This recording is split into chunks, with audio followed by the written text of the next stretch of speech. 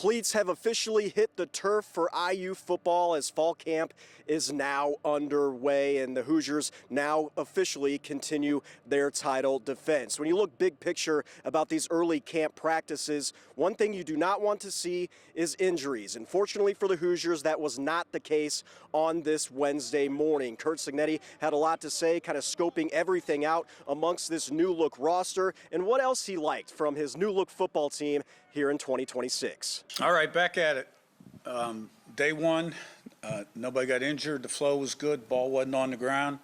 Watch your tape, make a few critiques, assessments, and move on to day two. I think it's a really important camp for us because we haven't had the opportunity to get all of our people together. Had a lot of guys out in spring ball, the continuity, the guys that we think we'll be counting on. Now there's going to be a lot of competition, and anybody who can play winning football will play. But we need to get the guys out there working together. And then, with some of the new guys, the older guys, and a few of them were hurt, kind of get them assimilated into how we do things. So the goal is being to develop players, develop position groups, individually, collectively, develop the intangibles as we get closer to game one, and the team mindset and identity so that we're ready to play football and play the way we want to play. So today was a decent start. Is on your left, Zach? Yeah, Kurt, with Stephen Daly coming back, obviously the court's kind of opened the door for players like him to return, but what was that process like from your side to bring back a player like that? And then what do you feel like his timeline is to return from the injury he suffered last year? Yeah, I think that it's a potential opportunity to get better. Nobody really has a crystal ball and knows what the future holds. Stephen would have been cleared for camp. He's in pretty good shape. We'll have a plan for his return to play. We're not in a hurry, in a rush. We'll bring him along, evaluate it day by day. And, if it works out for him long term, I think it's a great thing because, here's a guy, you talk about helping people and opportunities. Here's a guy that played at Kent State and then came to us last fall. And it really took him 3 to 4 games before he started to get the hang of it. Wasn't playing a key role. And then became the most dominant defensive lineman in the Big Ten, led the Big Ten in TFLs with 19, suffers the injury, and so ends up not getting drafted and so on and so forth. So, if it all works out and he can participate and help this football team, then, his life could change. But, I know one thing about him. He'll give it his best shot. He really will. And we'll just see what happens.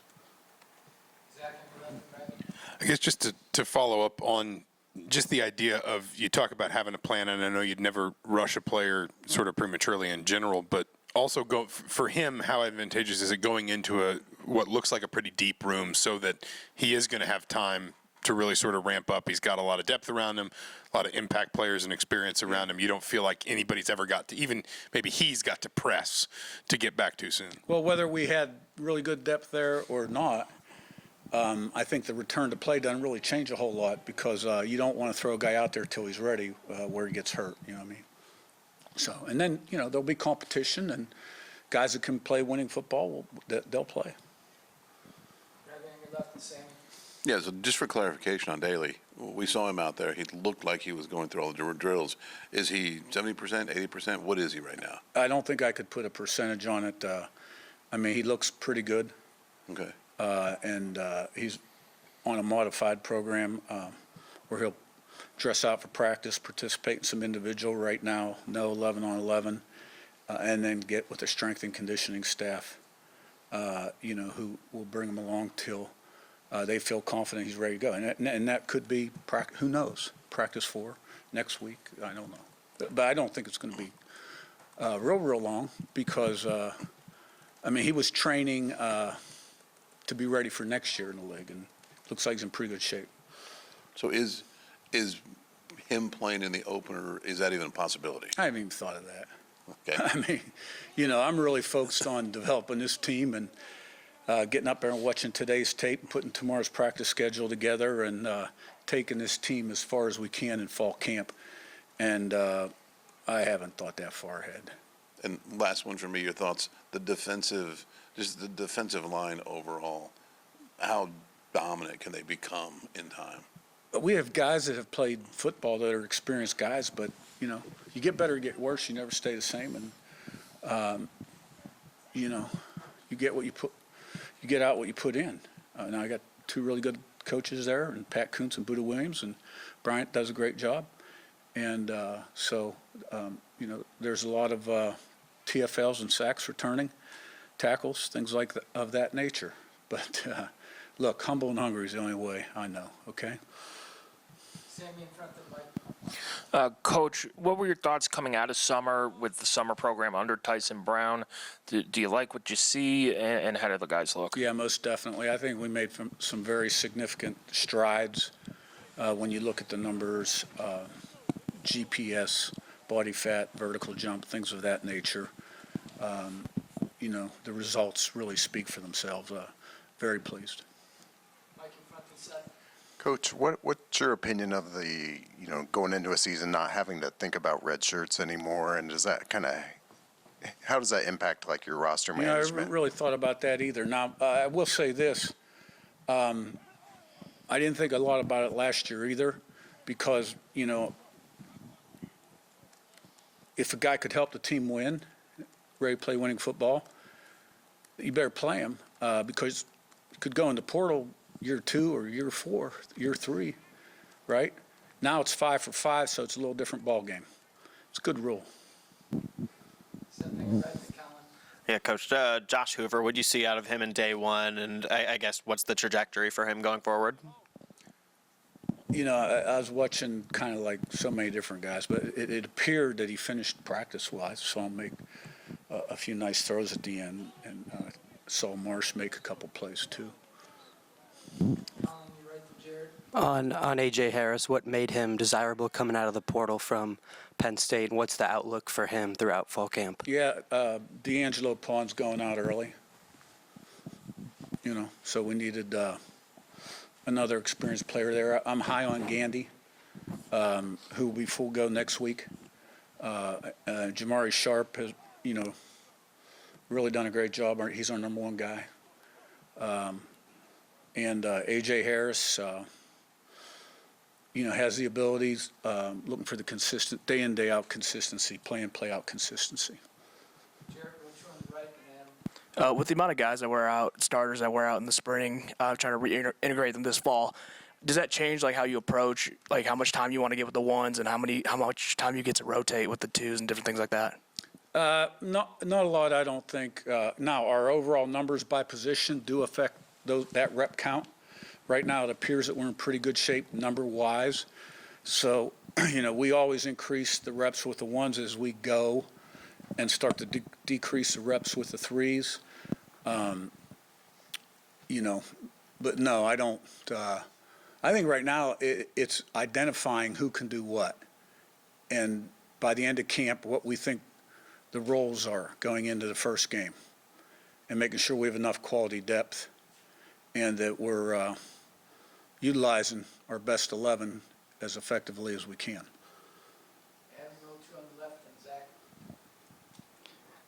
Coach, I recognize the broadness of this question a bit, but how do you judge what a good practice is? Because sometimes the nature of competition is, one guy does well, another guy struggles, offense Yeah. beats defense. I kind of look at the first practice, just the flow.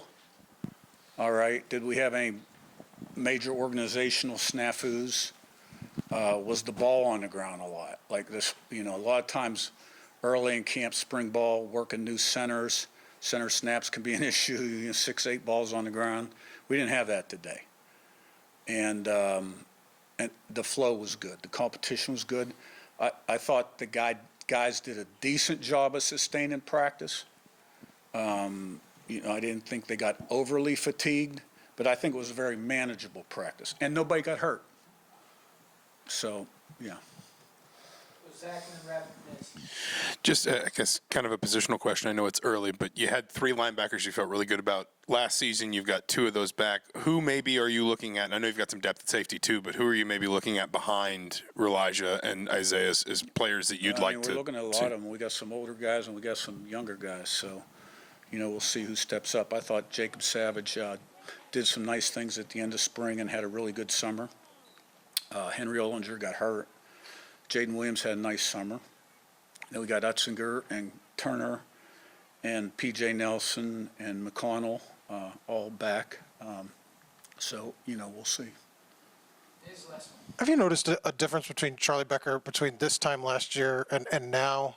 I mean, you've mentioned kind of the body of the work that he has now, he put together, but how has that impacted him? And how have you seen him kind of take a step forward and build on that? I know he was limited in the spring, though. Yeah, well, he's playing with more confidence and belief. And, I thought he had a pretty good camp last year. Maybe the biggest change is how we look at him, right? He was just a guy that needed an opportunity. He was a special teams demon for us in 24. And early in the year when he got into games, he took advantage of his opportunities. And then when Surratt got hurt, that was our leading receiver 7 of the last 8 games. Be sure to follow along with us over the air on Channel 13 as well as our streaming platform as fall camp continues into the month before the Hoosiers will have their season opener kicking off against North Texas September 5th here at Memorial Stadium. Covering the Hoosiers in Bloomington, I'm Eli Gain for 13 Sports.